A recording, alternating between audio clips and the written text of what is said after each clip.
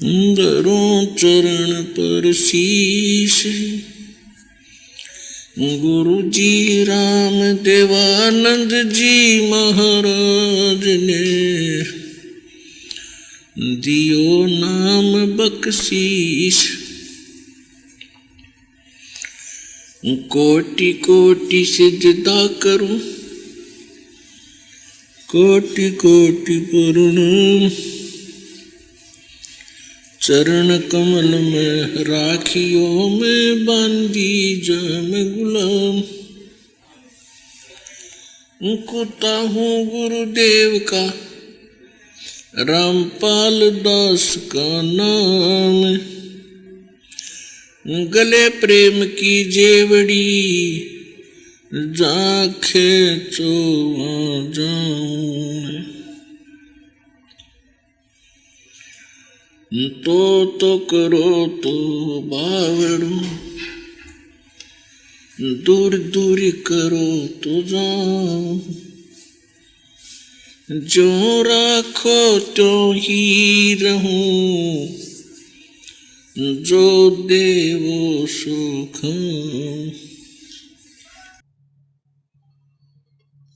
परम पिता परमात्मा पूर्ण ब्रह्म सर्व सृष्टि रचनहार कबीर परमेश्वर जी की असीम रजा से आप सभी पुण्यात्माएं सत्संग सुनने के लिए उपस्थित हुए।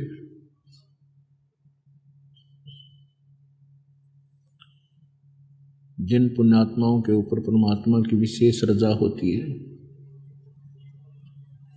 वही इस काल के कोल्लू से छूटकर कुछ समय के लिए सुख का सांस और परमात्मा की महिमा प्राप्त करने के लिए, सुनने के लिए यहाँ पहुँच पाते हैं। आप एक विशेष आत्मा है परमात्मा की, कभी ना कभी आप उनके साथ रहे हो, परमात्मा का संग किया है किसी युग में। और परमात्मा कहते हैं, कबीर परमेश्वर जी कहते हैं कि जो जन मेरी शरण है ताका हूँ मैं दास, और गेल गेल फिरता रहूं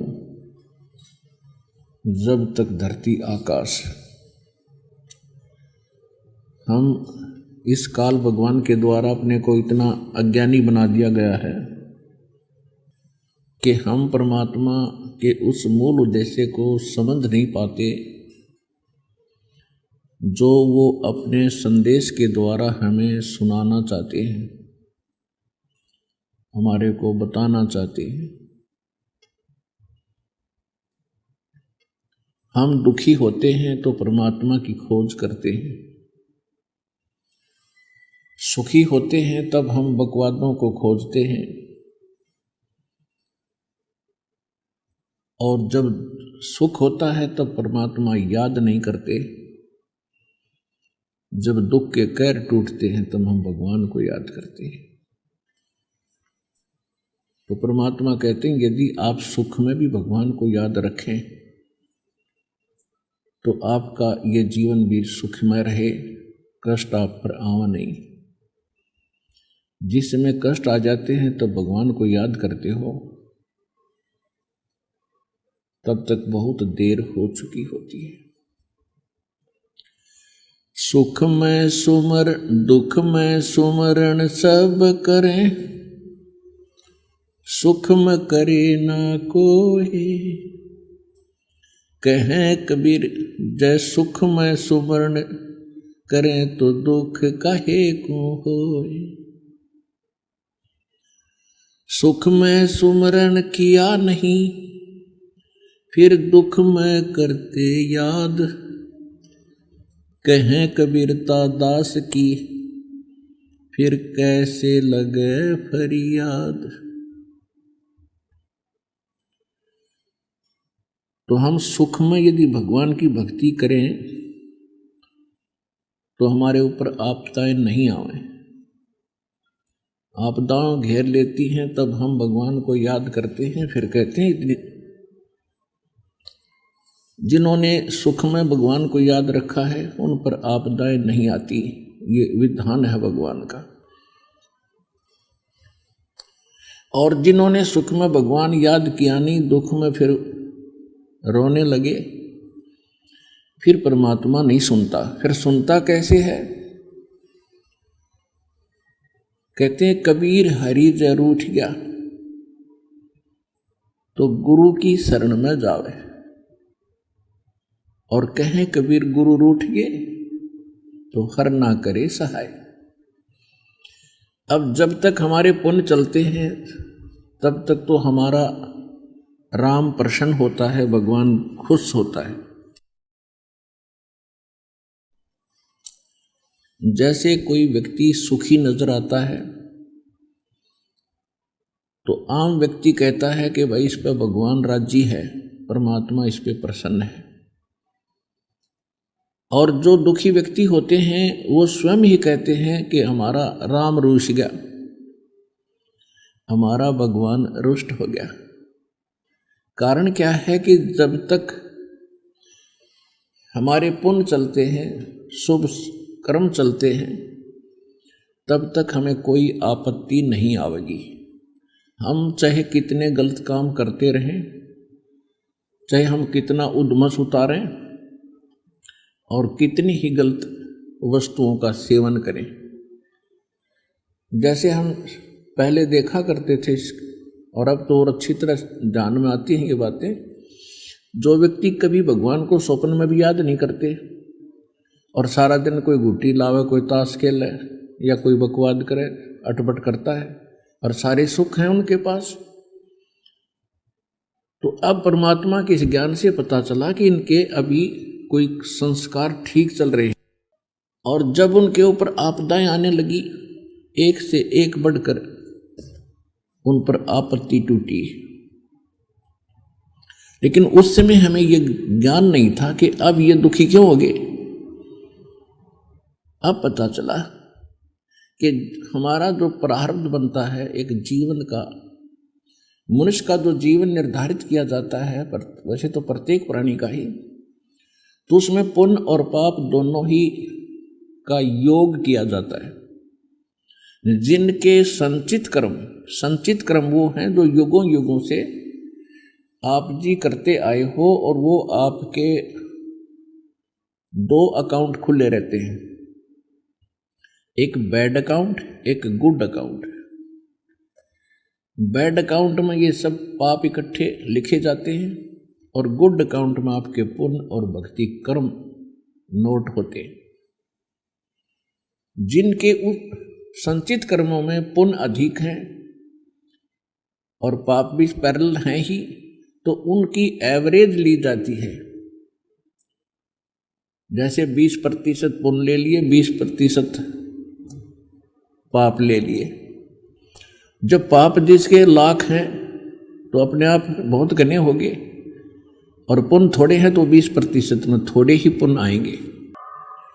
तो जब तक हमारे पुण्य चलते हैं तो हम सोचते हैं हम सुखी हैं और भगवान हमारे ऊपर प्रसन्न है, और जब हम दुख का सामना करते हैं तब आम व्यक्ति भी कहते हैं कि इनके साथ बहुत बुरी बन रही है, और वो खुद कहते हैं कि हमारा राम रूठ गया, हमारे भाग फूट गए। अब जैसे कोई जंगल में, खेतों में कार्य कर रहा है और एक घड़ा पानी का भर ले गया, जब तक उस घड़े में जल है उसको कोई प्रॉब्लम नहीं, प्यास लगी गट गट 2 गिलास पी लिए। और जब वो घड़ा खत्म हो गया, यानी जल खत्म हो गया, घड़ा खाली हो गया, तो फिर उसको आपत्ति का सामना करना पड़ेगा, प्यास लगेगी। तो उसके वो पुण्य थे वो खत्म हो गए, समझो, जो उसने संग्रहित करके ला रखे थे खेत में जल भर के। अब वो फिर क्या करता है, उस घड़े को फिर से भरने के लिए कहाँ जाता है, या कुआं तलाशता है या किसी हैंडपंप की खोज करता है। अब वहां जाकर के हैंडपंप या कुएं से वो फिर से उस घड़े को भर लेता है। तो आपत्ति आती है तो उसका क्या इलाज है? जैसे गुरु गोविंद दोनों खड़े, काके लागू पाए, बलिहारी गुरु अपना, जिन गोविंद दियो मिलाए। कबीर हरि जय रूठ जा, गुरु की शरण में जावे, कहें कबीर गुरु रूठ गए तो हर ना करे सहाय। अब फॉर एग्जाम्पल, उदाहरण के लिए, गुरु जी को समझो हैंडपंप। सतगुरु जो होंगे उनका कनेक्शन, उनका संपर्क उस सुखदायी परमात्मा से होता है। जैसे हैंडपंप का निचला हिस्सा उस शीतल और मीठे जल में होता है, और उस हैंडपंप के पास आप जाओगे तो हैंडपंप से आप अपना फिर वो खाली घड़ा भर लीजिए। कबीर हरि जय रूठ जा, गुरु की शरण में जावे। यदि आपके पुण्य रूपी घड़ा खाली हो गया तो फिर सतगुरु के पास जाना पड़ेगा। वो हैंडपंप है उन पुण्यों को से आपका फिर से घड़ा भरने के लिए। अब कहते हैं, कबीर साहब कहते हैं कि गुरु गोविंद दोनों खड़े, और काके लागू पाए, बलिहारी गुरु अपना, जिन गोविंद दियो बिलाए। अब ये कैसे बोला परमात्मा ने? इसलिए बोला कि जैसे एक तरफ तो घड़ा भरा है पानी का, और एक तरफ खड़ा है हैंडपंप। हैंडपंप इज गुरु, और घड़ा पानी का जो भर दिया वो समझ लो जल है राम, यानी जो हमें राहत दे, सुख दे। तो वो जल आपको, घड़े का जल आपका राम है, और हैंडपंप गुरु है। तो यहां परमात्मा कहते हैं गुरु गोविंद दोनों खड़े। अब किसको काके लागू पाए? स्वयं ही उत्तर भी दे रहे हैं कि बलिहारी गुरु अपना, जिन गोविंद दियो मिलाए। उस घड़े से, और घड़े और हैंडपंप में से किसको सिलेक्ट करेंगे? परमात्मा उत्तर भी दे रहे हैं कि हम तो अपने गुरु के ऊपर बलिहारी हैं। हैंडपंप मिल गया तो 20-100 घड़े भर ले, और हैंडपंप नहीं है तो जो भगवान यानी जल आपके पास उपलब्ध है वो कुछ ही समय के लिए है। तो इसलिए सतगुरु का इस जीवन के अंदर घनी जरूरत है। ये सतलोक आश्रम बरवाला, जिला हिसार, हरियाणा के अंदर वो हैंडपंप है जो इस विश्व में नहीं है।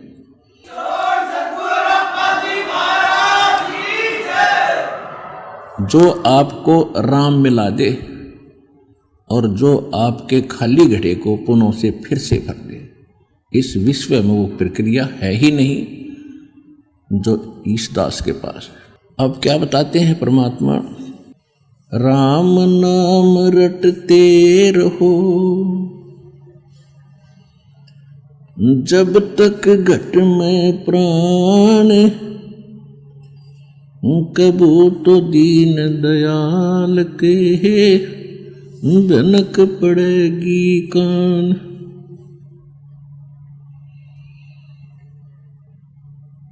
राम रटत कोड़ी भलो, चू चू पड़े जो चाम।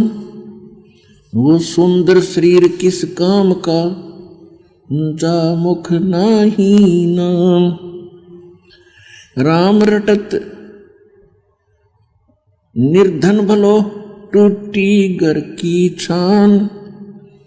वो सुंदर महल किस काम के, जा भक्ति नहीं भगवान।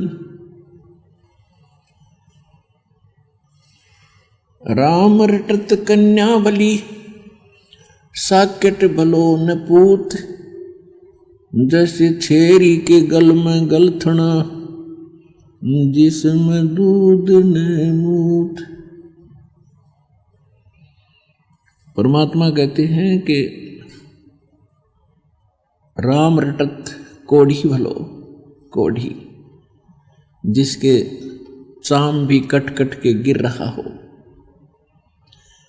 और जो सुंदर शरीर वाले हैं वो भक्ति नहीं करते, वो अपना जीवन व्यर्थ कर रहे हैं। अपने आत्माओं, ये शरीर न तो सदा किसी का रहा है ना रहेगा, इस बात से सभी परिचित हैं, लेकिन दृढ़ता नहीं है। इसके ऊपर हमारे दिमाग की सुई टिकती नहीं है। कभी विशेष आपत्ति होती है, कोई किसी की दुर्घटना या वैसे मृत्यु देख लेते हैं, कुछ क्षण के लिए हम भी थोड़े चिंतित होते हैं, उसके बाद फिर से मिट्टी गिर जाती है हमारी सोच के ऊपर। तो उसके लिए सत्संग में आने से वो ज्ञान फिर से होता है, ताज़ा होती है वो याद, जिन कारणों से हम विचलित हैं, भ्रमित हैं, और जिनके भूल जाने से हम गलतियां बहुत करते हैं, तो वो यहाँ याद दिलाई जाती है। सतगुरु के दरबार में जाइयो बारंबार, भूली वस्तु लखा दवे हैं सतगुरु दातार। तो क्या याद दिला जाता सत्संग के अंदर? राम रटत निर्धन भलो, टूटी घर की छान, वो सुंदर महल, वो कंचन महल किस काम के, जहां भक्ति नहीं भगवान। परमात्मा की भक्ति करने वाला इतना निर्धन व्यक्ति भी क्यों ना हो, जिसकी झोंपड़ी की छत भी टूटी हो, लेकिन भगवान को याद करता हो। और जो भगवान को याद करते हैं तो परमात्मा उसके विषय में क्या कहते हैं? ज्यों बच्चा गऊ की नजर में, यों साईं को संत, भगतों के पीछे फिरे वो भगत वत्सल भगवंत। हम भगवान की महिमा से कोसों दूर हो गए, यथार्थ ज्ञान हमें प्राप्त नहीं हुआ। परमात्मा कौन है ये दृढ़ता हमारे अंदर आई नहीं, क्योंकि हमें गुरु ठीक मिले नहीं। सभी भ्रमित व्यक्ति हैं, गुरु पद प्राप्त है, अपनी अपनी डफली पीट रहे हैं। श्रद्धालु एक सीधे से होते हैं, उनको ज्ञान नहीं होता, और जहाँ भी जाते हैं, जहाँ भी वो संत का कोई बोर्ड देख लेते हैं, उसी पर समर्पित हो जाते हैं कि बड़ा विद्वान होगा, हमें कुछ ठीक गाइड करे।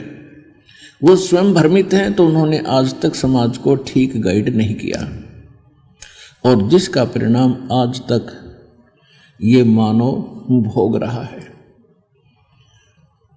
तो अब उसका सही रास्ता, सही ज्ञान, और कौन है वो रियल गॉड, वास्तविक भगवान, ये बिल्कुल खोज हो चुकी है, फाइनल हो चुका है।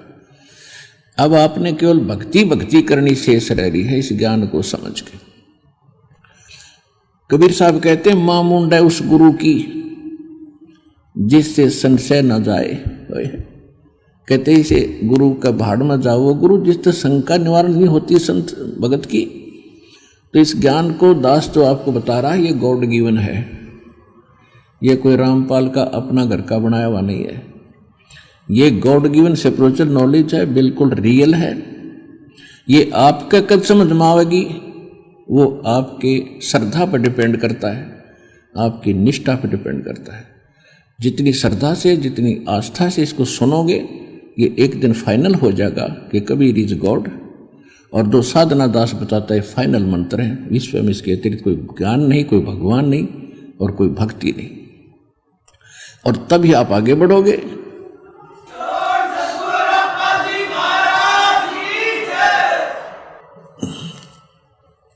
देखो, किसी भी वस्तु को ये निर्णय करने के लिए वास्तविक और अवास्तविक, सत्य है या असत्य है, उसके लिए हमने कुछ आधार बनाना पड़ता है। सबसे पहला आधार हमारे ग्रंथ हैं, किसी भी मजहब धर्म के जो ग्रंथ हैं। तो हमारे जो विशेष ग्रंथ हैं, पवित्र चारों वेद, पवित्र श्रीमद् भगवद गीता, ये आदि ग्रंथ हैं। और पुराण और कुरान, बाइबल, ये एक सतर के हैं। बाइबल, कुरान, पुराण, ये एक सतर का ज्ञान है। और पवित्र चारों वेद, पवित्र श्रीमद् भगवद गीता, ये गॉड गिवन स्पिरिचुअल नॉलेज है। और जो परमात्मा ने स्वयं आकर ज्ञान बोला है, क्योंकि जो चारों वेद थे, इसमें पांचवा वेद और था, जिसको तत्व वेद कहते हैं, तत्व ज्ञान कहते हैं, जिसको सूक्ष्म वेद कहते हैं। उसको इस काल भगवान ने, जो यहाँ का भगवान है, इसने उसको नष्ट कर दिया। उसकी पूर्ति करने के लिए स्वयं परमेश्वर आते हैं। उसको तत्व ज्ञान कहते हैं, सच्चिदानंद घन ब्रह्म की वाणी कहते हैं, उसको कबीर वाणी कहते हैं। तो परमेश्वर ने वो ज्ञान कंप्लीट दिया था, यहाँ के भगवान ब्रह्म के अंदर अंतःकरण में फैक्स कर दिया था। इसने जब वो फैक्स बाहर निकाला, देखा उसमें बहुत सी ऐसी चीज़ें थी जो इसके लिए विपरीत थी। क्योंकि यहाँ का जो भगवान है, ये काल है, ये ब्रह्म है, सरपुरुष है, और इसको 1 लाख मानव शरीर धारी खाने का एक श्राप लगा हुआ है, जिस कारण से ये इसने बिल्कुल खत्म कर दिया कि कोई और भगवान है। जो परमात्मा, उसका नामो निशान मिटा दिया, और किसी भी वस्तु को भगवान मानकर पूजते रहो, उसको कोई प्रॉब्लम नहीं। तो इसने इसलिए हमें मिसगाइड रखने के लिए, भ्रमित रखने के लिए उस वास्तविक ज्ञान को खत्म कर दिया, उस वास्तविक भक्ति का नाश कर दिया। तो उसकी पूर्ति के लिए परमात्मा आते। तो वो परमात्मा, एक तो हमने सदग्रंथों को आधार बनाना पड़ेगा, जिनको आज तक हम सिर पर रखे फिर रहे थे। अब कुछ सिर पर पंथ चल पड़े हैं, वो कहते हम नहीं मानते वेद गीता को। ये भी तो किसी व्यक्ति का लिखा हुआ है। वेद वाले ज्ञान को कोई व्यक्ति लिख कर दिखा दो, उसके मिलते जुलते कोई श्लोक, दोहे बना दो, और परमात्मा ने जो ज्ञान दिया उसके बराबर कोई वाणी बोलकर लिख कर दिखा दो। तो ये एक अलग बात है कि ना मानने, वो तो आपकी मौज है, ना मानो। ये भारत का संविधान है, ये भी किसी व्यक्ति ने लिखा है। और कोई अपनी मर्जी की कोई बुक बना कर बैठ जा कि हम तो इसको मानेंगे, इसको नहीं मानते, तो कितनी अकल है उस व्यक्ति में। तो जो ये कहते हैं कि हम वेद और गीता को नहीं मानते, तो उनकी कितनी बुद्धि काम कर रही है, वो कितनी भ्रमित है, काल के पक्के दूत हैं। ऐसे व्यक्तियों से तो संपर्क भी करना व्यर्थ होता है। हाँ, समझाने की चेष्टा अवश्य करें, मान जाए तो प्रेम से, उनको भी भ्रम है वो उनका समाप्त हो। तो कहने का भाव ये है कि एक तो हमारे ग्रंथाधार बन गए।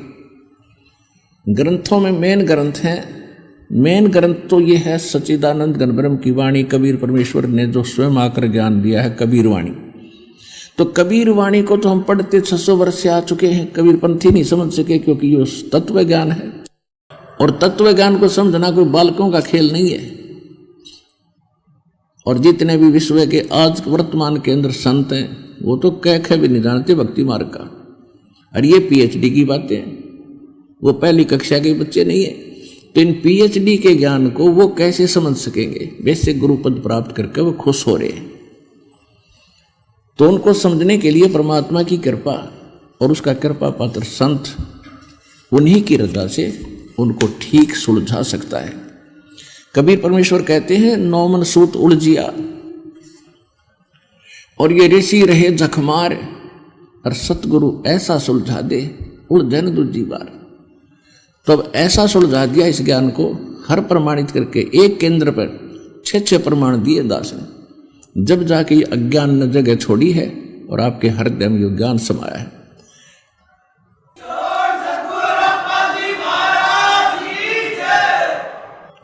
एक तो हमारे सदग्रंथ आधार हैं, जैसे श्रीमद् भगवद गीता अध्याय नंबर 16 के श्लोक 23-24 में कहा कि अर्जुन, जो शास्त्र विधि को त्याग कर मनमाना आचरण करते हैं,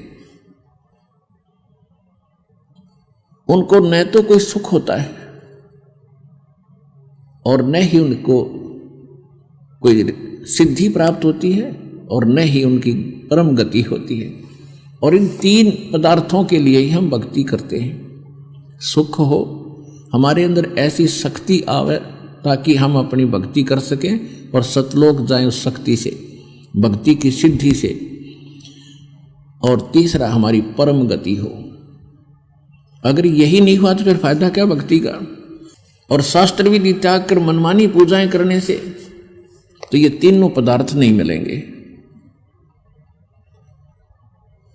इसलिए 16वें अध्याय के 24वें श्लोक में फिर कहा कि अर्जुन, इससे तेरे लिए कर्तव्य और अकर्तव्य की अवस्था में, कर्तव्य माने जो करने योग्य हैं भक्ति के कर्म, और जो ना करने योग्य हैं उनको सदग्रंथों को ही आधार मानकर समझना कि कौन से कर्म लिखे हैं करने की, कौन सी भक्ति है।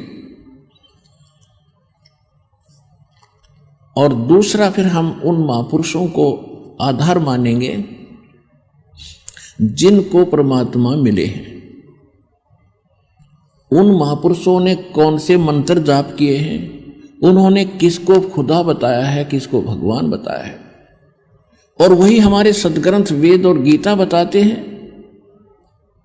तो फिर हम संशय रहित हो जाते हैं। अब जैसे आदरणीय धर्मदास साहिब जी गांव बांदोगढ़ वाले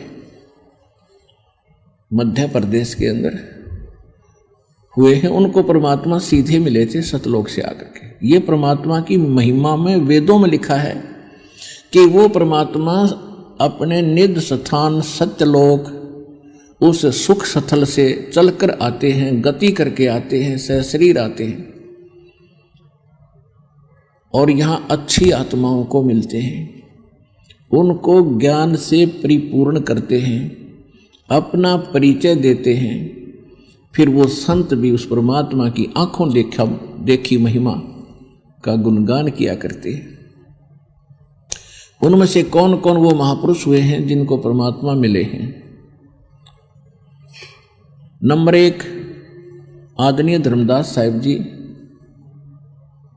आदरणीय मलुकदास साहिब जी, आदरणीय नानक साहिब जी, आदरणीय दादू साहिब जी, आदरणीय गरीबदास साहिब जी गांव छुड़ानी जिला दद्दर हरियाणा वाले, आदरणीय घीसा दास साहिब जी गांव खेखड़ा और बागपत वाले,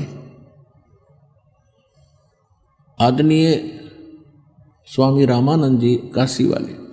इन महापुरुषों को परमात्मा सीधे मिले। और भी बहुत से महापुरुषों को मिले, जैसे नामदेव जी को मिले थे, लेकिन वो हमारे इतने पिक्चर में नहीं आ सके, क्योंकि जिस भी संत को पहले भगवान मिले हैं वो उनको लास्ट स्टेज में मिले हैं।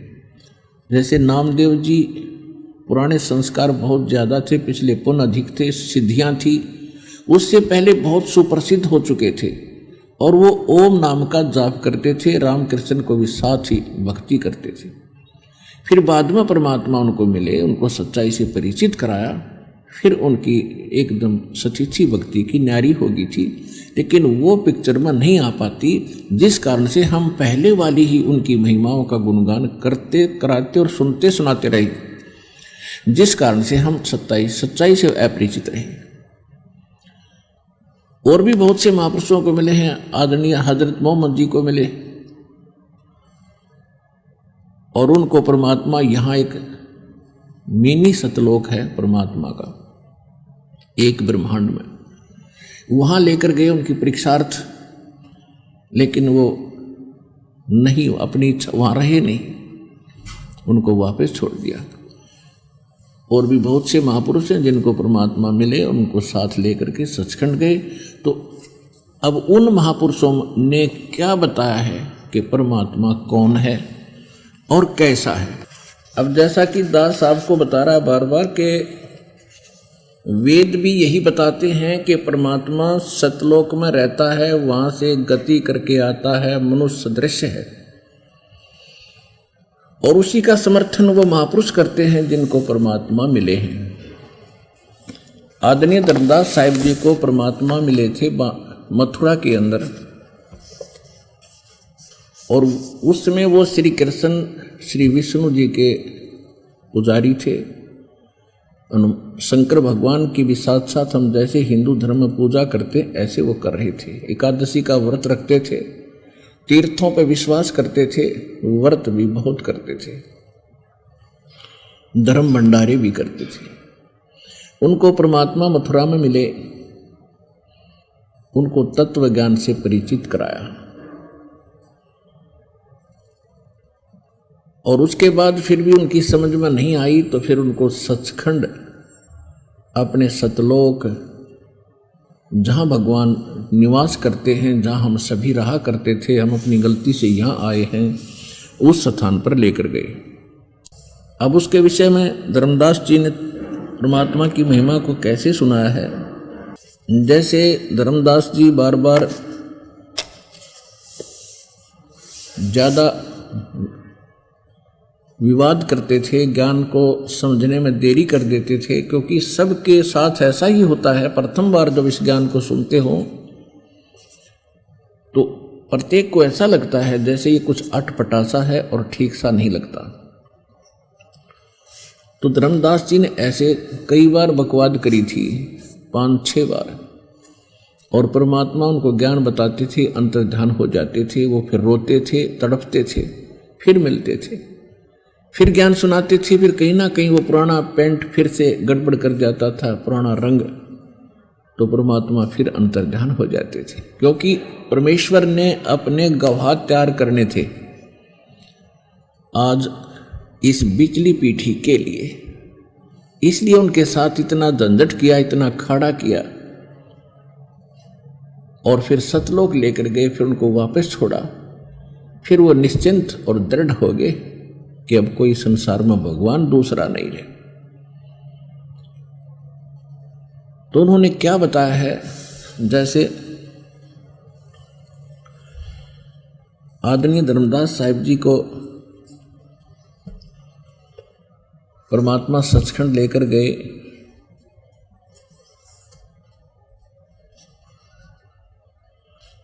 तो वहां जाकर के उन्होंने जो वो सुख देखा, तो उन्होंने कहा कि भगवान अब मुझे वापस मत भेजो, मुझे यहीं रख लो। तो परमेश्वर ने कहा कि नहीं, यहाँ नहीं रख सकते, आप नीचे जाइए और पहले आप भक्ति से परिपूर्ण थे, भक्ति कीजिए।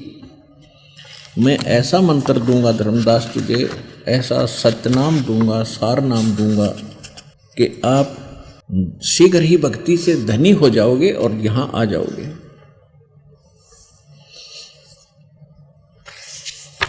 तब धर्मदास जी वापस आए और जब परमात्मा सतलोक गमन कर गए, अपने आत्माओं कई समस्याएं ऐसी आती हैं क्योंकि हम अध्यात्म मार्ग से बिल्कुल दूर हो चुके हैं, हमें ज्ञान नहीं रहा, और जिस कारण से हम छोटी छोटी बातों पर विवाद बनाकर सत्य से दूर हो जाते हैं। गरीबदास साहिब जी ने कहा कि अनंत कोट अवतार हैं,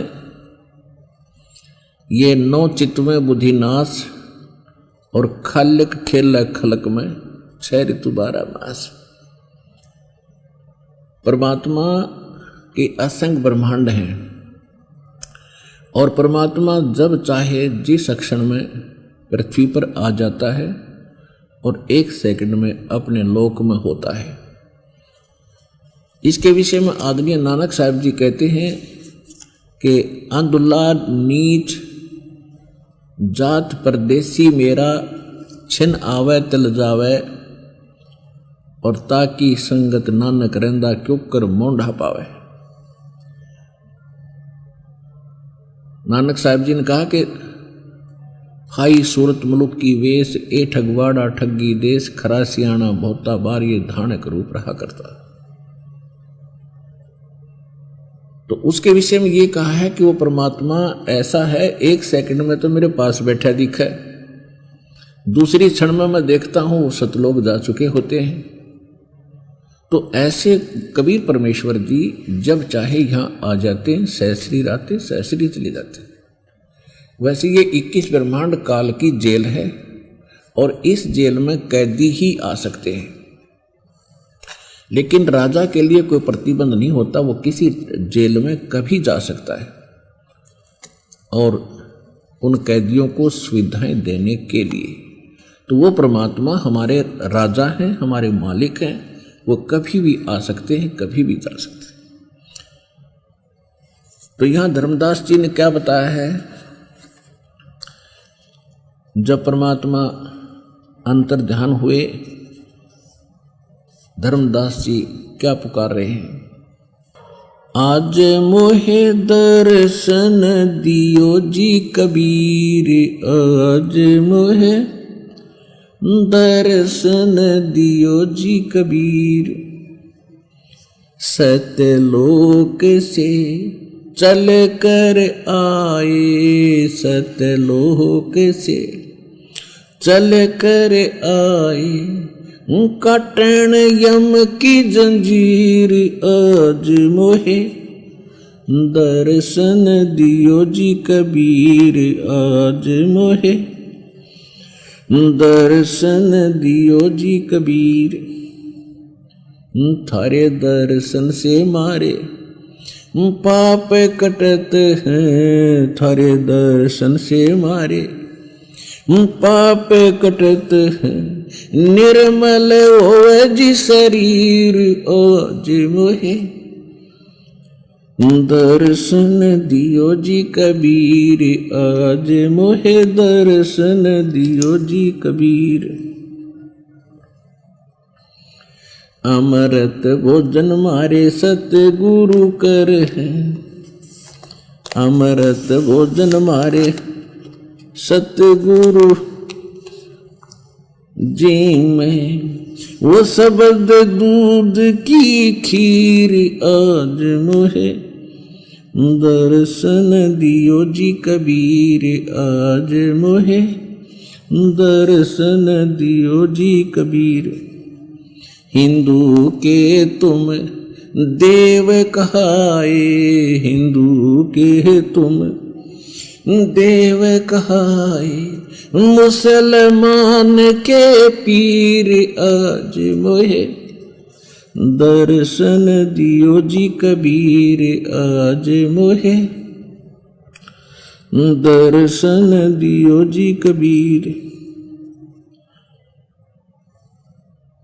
दोनों दीन का झगड़ा छिड़ गया, दोनों धर्मों का झगड़ा छिड़ गया, वाटो है ना पाए शरीर, आज मोहे दर्शन दियो जी कबीर, आज मोहे दर्शन दियो जी कबीर, धर्मदास की अर्ज गुसाई, धर्मदास की अर्ज गुसाई, बेड़ा लंगाइयो पर ले तीर, आज मोहे दर्शन दियो जी कबीर, आज मोहे दर्शन दियो जी कबीर। अब हम जो आज सिद्ध करना चाह रहे हैं आपको, वेद बताते हैं, ऋग्वेद मंडल नंबर 9 सूक्त 86 का 86 का 26 और 27 मंत्र, उसमें क्या लिखा है कि परमात्मा ध्रुलोक के, ध्रुलोक माने उस तेजो में स्थान सतलोक के, सतलोक एक पृथ्वी है, उसका कलर वाइट है, जैसे कि तक काले रंग की मिट्टी होती है और कहीं पर लाल रंग का बालू रेत होता है, तो उस परमात्मा वहाँ की जो मिट्टी है कंप्लीट एक कलर की है और सफ़ेद है और उसमें से बहुत ज़्यादा प्रकाश निकल रहा है, और वहाँ पर जितने भी वृक्ष हैं, पेड़ पौधे हैं, सभी वाइट कलर के हैं, वाइट हैं, लेकिन उनके अंतर होता है, प्रत्येक फल का थोड़ा सा हटकर कलर होता है, पत्तों का थोड़ा सा हटकर होता है, पेड़ का हटकर होता सफेद ही है। तो वहाँ क्या बताते हैं कि वो परमात्मा उस धूल लोक के, उस सतलोक के तीसरे पोर्शन में, थर्ड पार्ट में, टॉप पर विराजमान है। वहाँ 3 विभाग हैं उस सतलोक के। जैसे दिल्ली है अपना राजधानी, तो दिल्ली के 3 पोर्शन हैं। एक तो बाहरी ग्रामीण क्षेत्र है, वो दिल्ली स्टेट ही कहलाता है, और फिर वो क्षेत्र है जहाँ बाजार बने हुए हैं, दूसरा, और तीसरा जहाँ पर हमारे प्रधानमंत्री जी और हमारी जो पार्लियामेंट बैठती है, वो तीसरा स्थान है। इसी प्रकार वो परमात्मा भूलोक के तीसरे स्थान पर विराजमान है, और वो परमात्मा वहां से चलकर आता है, बिजली जैसी गति से आता है, अच्छी आत्माओं को मिलता है और भक्तों के पाप नाश करता है जो साधना करते हैं। ऋग्वेद मंडल नंबर 9 सूक्त 86 मंत्र 26 और 27 में, ऋग्वेद मंडल नंबर 9 सूक्त 82 मंत्र 1, 2, 3 में, ऋग्वेद मंडल नंबर 9 सूक्त 54 के मंत्र 3 में,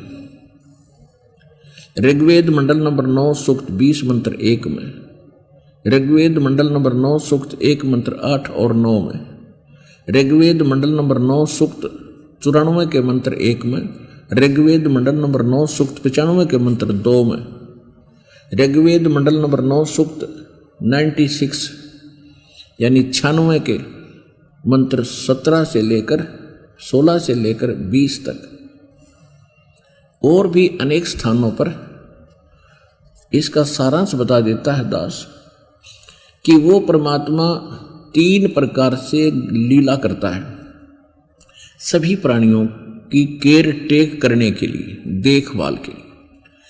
एक स्थिति परमात्मा की है कि ऊपर धूलोक यानी सतलोक के तीसरे पोर्शन में, यानी टॉप मोस्ट प्लेस पे, शिखर में, सुन शिखर में, चोटी पर एक बहुत बड़ा गुम्बज है मालिक का, सफेद व्हाइट, और उसमें सिंहासन बना है, तख्त बना है भगवान का, और उस पे परमात्मा विराजमान है। जैसे राजा बैठते हैं अपने सिंहासन के ऊपर, ऐसे मालिक विराजमान है, और परमात्मा नर आकार हैं, कबीर सदृश हैं, कबीर साहिब जैसा ही उनका रूप है। उनके एक रोम में यानी एक बाल में करोड़ सूर्य मिला दे, करोड़ चंद्रमा, इतना प्रकाश है। और सिर पे मुकुट है जैसे राजा लोग पहनते हैं, और उसके ऊपर एक छत्र बना हुआ है। तो वो परमात्मा वहां विराजमान है इस रूप में। वहां से जब वो चलकर आते हैं, अपने उस तेज को हल्का कर लेते हैं, हल्का तेज पुंज का शरीर बना लेते हैं, क्योंकि एज इट इज रोशनी युक्त आ जाए, प्रकाश युक्त, तो हमारी चरम दृष्टि उन मालिक को देख नहीं सकेगी, जैसे उल्लू सूर्य नहीं देख सकता। यही स्थिति अपनी हो जाए, इसलिए वो अपने शरीर के उस नूर को, तेज को हल्का कर लेते हैं, सरल करते हैं, और फिर आकर के हमें मिलते हैं, हमें ज्ञान सुनाते हैं। ये तो वो 3 प्रकार से करते हैं। जैसे एक शिशु रूप धारण करके प्रत्येक युग में वो परमात्मा एक कमल के फूल पर विराजमान होते हैं। और कमल कहाँ होता है, अंडरस्टूड है, जल में होता है, सरोवर में होता है, जिस कारण से यानी परमात्मा सतलोक से चलकर आने के आकर कमल के फूल यानी जल के ऊपर विराजमान होने से यही कबीर भगवान नारायण उपमात्मक नाम से भी प्रसिद्ध होते हैं। आज तक हम नारायण मानते रहे श्री विष्णु जी को, जो शेष नाग की सैया पर लेटा हुआ है, और इसी को हम सत्यनारायण कहने लगे। चलो नारायण तो मान लें क्योंकि पानी के ऊपर बैठा है, लेकिन सत्यनारायण तो नहीं है। सत्यनारायण माने अविनाशी। और ये श्रीमद देवी भागवत सचित्र मोटा टाइप गीता प्रेस गोरखपुर से प्रकाशित उसके पृष्ठ नंबर 123 पर स्वयं स्वीकार करते हैं विष्णु जी, अपनी माता की स्तुति करते हैं दुर्गा की, कि हम आपकी कृपा से ही विद्यमान हैं, हमारा तो आविर्भाव माने जन्म, तिरोभाव माने मृत्यु होता रहता है, हम अविनाशी नहीं है। तो हम श्री विष्णु जी को सत्यनारायण मानकर उसकी कथा सुना और सुनते थे। सत्यनारायण का अर्थ है सत साहिब, साहिब माने भगवान, नारायण माने भगवान और सत्य माने अविनाशी। नारायण शब्द का अर्थ क्यों बोला गया भगवान के लिए? क्योंकि नार माने जल होता है और आयन माने उस पर आकर विराजमान होने वाला, तो नारायण जल पर विराजमान होने वाले एकमात्र परमात्मा कबीर जी है। चारों युगों में आते हैं और चारों युगों में एक लीला ऐसी ही करते हैं और वहां से कोई निसंतान उनको उठा ले जाती है परिवार, फिर वहां वो अपने परवरिश की लीला उनकी कंवारी गायों से होती है। कंवारी गायों का दूध पीकर भगवान लीला में शरीर से बड़े होते हैं। एक पूरा जीवन एक नागरिक, जेंटलमैन और अच्छा भक्त, अच्छा सतगुरु और अच्छे संत की वो भूमिका करके और एक अच्छे नागरिक की कि अपना करके खावे और लेकर देवे, वो भी करते हैं। तो वो लीला भगवान स्वयं करके जाते हैं, हमारे लिए उदाहरण छोड़ जाते हैं और अपनी वो सच्चिदानंद घन ब्रह्म की वाणी द्वारा अपने मुख कमल से बोल बोल कर वो ज्ञान सुनाते हैं जिसका अभाव हमारे सदग्रंथों में इस काल भगवान ने कर दिया होता है। तो यहां जो प्रमाण हम बता रहे हैं आपको, इन वेद मंत्रों में जो अभी आपको बोलकर सुनाई दास ने, इनका सारांश यही है कि वो परमात्मा जब शिशु रूप धारण करके आता है, अपने सतलोक से जब शिशु रूप धारण करके आता है, तो ऋग्वेद मंडल नंबर 9 सूक्त चमन के मंत्र 3 में लिखा है कि वो परमात्मा सभी भवनों, सभी लोकों के ऊपर ऊर्ध्व भाग में, ऊपर के भाग में, शिखर में, सुन शिखर में विराजमान है, वहां बैठा है। और वहां से फिर अन्य मंत्रों से जो आपको बताया, इन सभी का सारांश यह है कि वहां से गति करके आता है। और जब वो शिशु रूप धारण करता है, ऋग्वेद मंडल नंबर 9 सूक्त 96 के मंत्र 16 से लेकर 20 तक, क्योंकि ये ज्ञान भगवान ने खुद दिया है, जो उन्होंने जैसे लिखना था लिख दिया। 16वें मंत्र में ऋग्वेद मंडल नंबर 9 सूक्त 96 के मंत्र 16 में कहा कि हे परमात्मा, आप अपना वास्तविक नाम बताएं, उसका ज्ञान कराएं, आपका वास्तविक नाम क्या है। तो 17वें मंत्र में ऋग्वेद मंडल नंबर 9 सूक्त 96 के मंत्र 17 में कहा है कि वो परमात्मा जब शिशु रूप धारण करके आता है और एक लीला करता हुआ बड़े होते हैं, तो फिर वो अपने मुख कमल से अपनी महिमा की वाणी, कबीर वाणी, कबीर गिर भी लिखा उसमें, गिर भी माने वाणी द्वारा, कबीर वाणी द्वारा, वो कबीर नाम है उस परमात्मा का, कबीर नाम है। वो कबीर वाणी द्वारा अपने मुख कमल से बोल बोल कर वो लोकोक्तियों के माध्यम से, कविताओं से, यानी चौपाइयों के माध्यम से, दोहाओं के माध्यम से और लोकोक्तियों के माध्यम से परमात्मा यानी पद्य भाग में वो ज्ञान सुनाते हैं। वो कबीर वाणी के द्वारा ऊंचे स्वर में कहीं भी खड़ा होकर के आवाज लगानी शुरू कर देते हैं और वो उसके अनुयायी उसको नोट कर लेते हैं। वो कबीर वाणी कहलाती है, जिस कारण से ऋग्वेद मंडल नंबर 9 सूक्त 96 के मंत्र 18 में ये कहा है कि जिस कारण से वो अपने मुख कमल से, कविताओं से, यानी दोहों के, चौपाइयों के माध्यम से ज्ञान बोलते हैं, जिस कारण से वो एक प्रसिद्ध कवि की भी उपाधि प्राप्त करते हैं। यानी प्रसिद्ध कवियों में से भी उनका एक गणना होती है, लेकिन वो भगवान होते हैं, अन्य कवि ही होते हैं। इतना निर्णायक ज्ञान दिया हमारे सदग्रंथों में, और उसी का समर्थन आज कौन कर रहे हैं? वो महापुरुष जिनको परमात्मा सीधे मिले और सचखंड लेकर गए, सतलोक लेकर गए, जहाँ हमने जाना है, जिसके लिए हमने प्रयत्न करना है, साधना करनी है, भक्ति करनी है, उसको प्राप्त करके ही हम सुखी होंगे। जैसे श्रीमद् भगवत गीता अध्याय नंबर 18 के श्लोक नंबर 62 में ये गीता ज्ञानदाता कहता है कि अर्जुन, कोई एक परम शक्ति है, पूर्ण सुखदायी है, शांतिदायक है, जो मेरे से अन्य है। इसलिए कह रहा कि अर्जुन तू सर्वभाव से उस परमेश्वर की शरण में जा, उसकी कृपा से तू परम शांति को और सनातन परम धाम को, शाश्वतम स्थानम, उस सतलोक को प्राप्त होगा।